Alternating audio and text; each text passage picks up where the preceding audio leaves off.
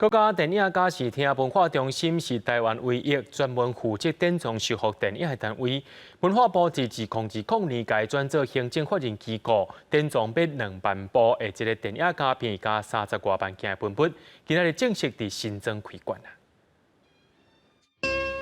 各位先生、各位小姐，我就是文熙，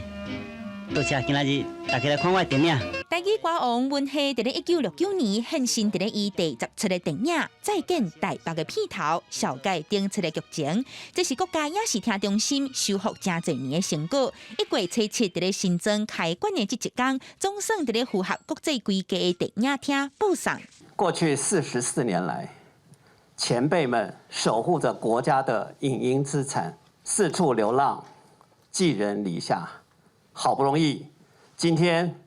我们有了自己的家，我相信经典是不会褪色的。对于影视厅中心，对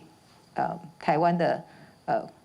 电影工作者的支持，我们绝对不会停下脚步。新北市长侯友宜也到场，拢肯定这40多年来电影界的拍拼。行政院长苏贞昌嘛表示，预期要起博物馆甲片库的工程预算54亿，中央绝对会尽力小听。 大家即马看到，这就是足珍贵的台语片歌戏电影《薛平贵与王宝钏》的下集，真正迄当阵的物件。加入上泰城的展览区，除了有1956年薛平贵甲王宝钏剧本手稿，也阁有星级导演大剧梅花鹿第1届台语片影展特刊等等相关的文物。去年咱就有处理台语片数位修复2部，一部是《龙山寺之恋》，是白客导演的作品；另外一部是《流浪三兄妹》。 所以今年咱就继续会修复台语片，咱会计划是修复3部台语片。王君基表示，除了所谓修复台语片，也会甲伊数位化，希望保存这寡实景实地拍片啊，